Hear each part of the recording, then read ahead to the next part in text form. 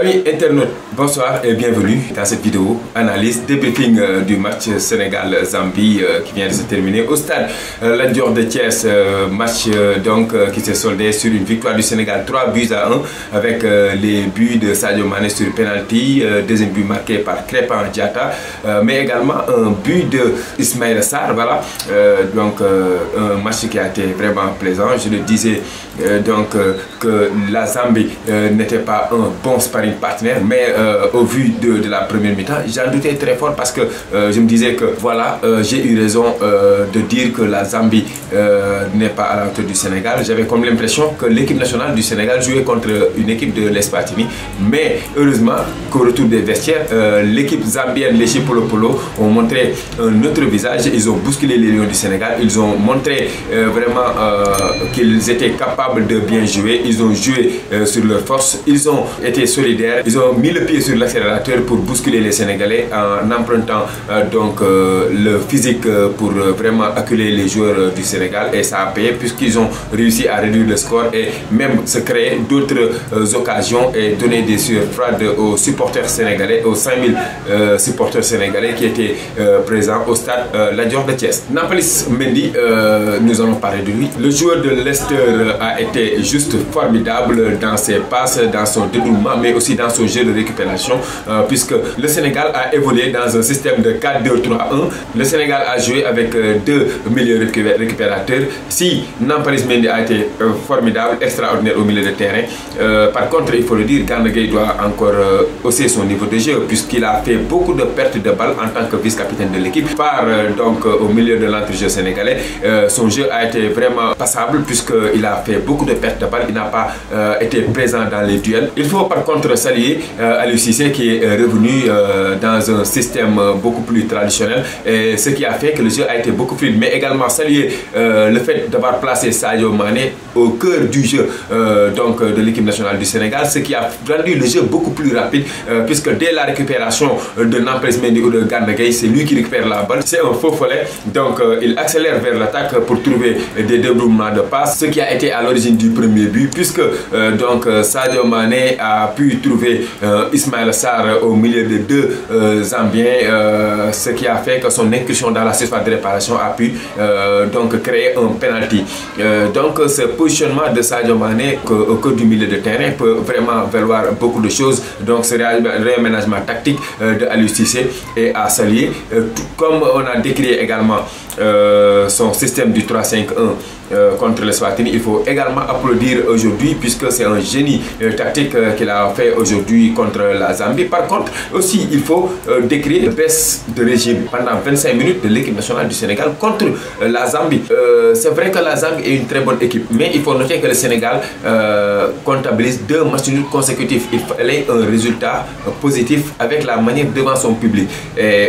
Après une copie très propre en premier but, le Sénégal est revenu avec un matelas, pensant s'être défait de la Zambie, et les Zambiens n'avaient pas abdiqué, ils n'avaient pas encore baissé les armes, et on l'a vu, ils ont bousculé les Sénégalais jusqu'à le dernier retranchement en deuxième période. Mais l'autre point dont il faut parler, c'est que la Zambie, je le disais, est vainqueur de la Coupe d'Afrique. C'était lors de l'édition 2012 que les Chipolopolo, amenés par Hervé Renard, avaient remporté la Coupe d'Afrique. Après cette édition de Coupe d'Afrique, le Sénégal et la Zambie sont affrontés 2 fois.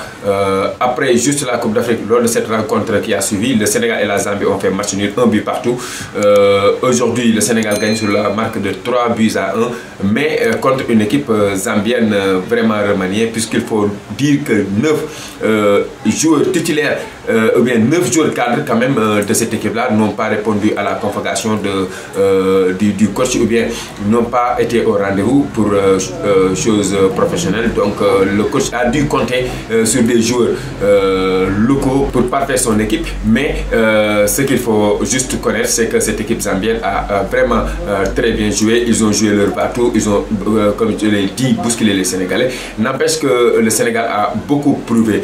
Il faut également saluer le génie du coach militain, le coach serbe de la Zambie, qui, après lecture en première période, que Nampalys Mendy était le dépositaire du jeu sénégalais, a juste collé un joueur au joueur sénégalais qui a vraiment haché le jeu du Sénégal, puisque avec un marquage à la culotte, Nampalys n'a pas pu vraiment sortir les balles proprement comme il l'a réussi en première période, et ça c'est du génie.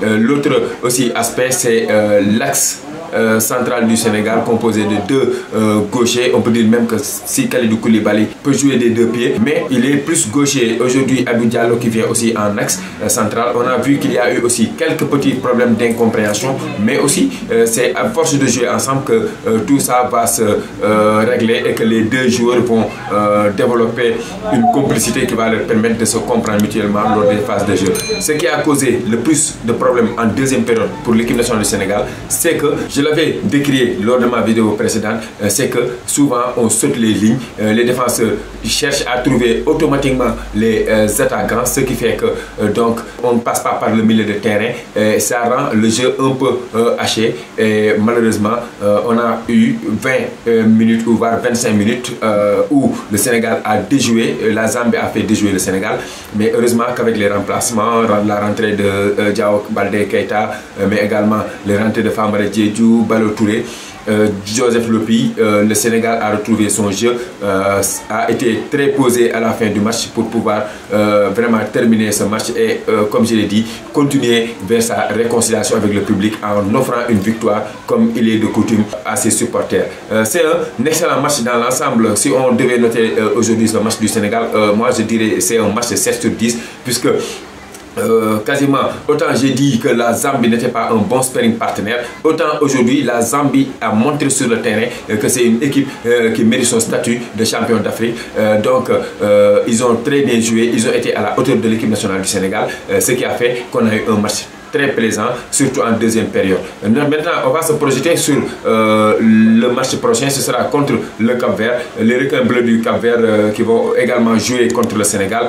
Quelle équipe pour Aliou Cissé? Quelle stratégie pour Aliou Cissé? En tout cas, ce qu'il faut savoir, c'est que Aliou Cissé l'avait dit, son match ou bien sa préparation a commencé aujourd'hui même contre la Zambie. Donc, il faudrait donc attendre du Sénégal vraiment une équipe très soudée, comme on l'a vu aujourd'hui, une équipe très solidaire dans les efforts, mais également attendre des joueurs du Sénégal qu'ils soient encore beaucoup plus chirurgicaux, surtout les attaquants. Boulaye Dia est toujours mouillé en équipe nationale du Sénégal, Famara Diédhiou n'est pas aussi prolifique, mais ce qu'on loue, et je l'ai toujours dit, si nous voulons toujours marquer ou bien concrétiser nos occasions, il faudrait beaucoup jouer dans la surface de réparation adverse, ce qu'a apparemment compris Ismaël Sarr, qui à chaque fois qu'il touche le ballon, joue à l'intérieur de la surface pour trouver un penalty qui va donc permettre au Sénégal d'ouvrir le score. Et dès que le Sénégal ouvre le score, l'équipe devient un rouleau compresseur, et vraiment c'est une équipe qui va être par la suite très difficile à manœuvrer, à contenir, et c'est ce que aujourd'hui Ismaël Sarr a compris en jouant beaucoup derrière le dos de la défense, mais également dans la surface de réparation de la Zambie. Nous attendons une confirmation contre le Cap-Vert, ce sera dans 3 jours, c'est-à-dire mardi le 8 juin. Nous espérons que les Lions vont confirmer en donnant la victoire pour montrer leur statut de premier pays africain, mais également pour continuer sur leur dynamique de préparation, car il y a 2 compétitions majeures qui pointent à l'horizon. Il y a d'abord les éliminatoires de la Coupe du Monde qui démarrent en septembre, donc le Sénégal doit être un abonné permanent à la Coupe du Monde, parce que nous ne sommes plus à l'ère où le Sénégal peut manquer 3-4 Coupes du Monde consécutives avant de... Donc il faudrait impérativement, lors de ces éliminatoires-là, faire très bonne impression et obtenir le ticket pour la prochaine Coupe du Monde qui va se jouer au Qatar. Mais également l'autre compétition majeure, c'est la Coupe d'Afrique qui va se jouer au Cameroun. Et ceci, je pense, est...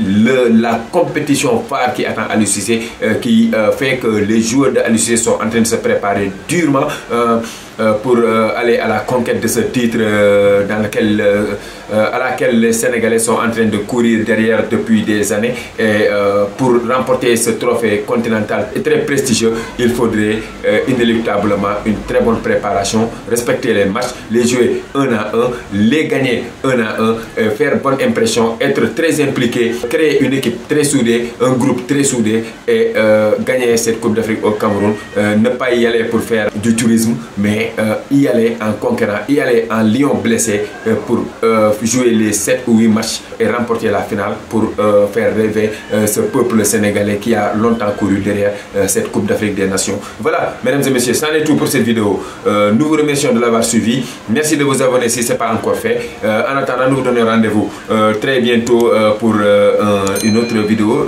débriefing. Ce sera certainement après le match contre le Cap-Vert mardi soir, comme on l'a fait aujourd'hui.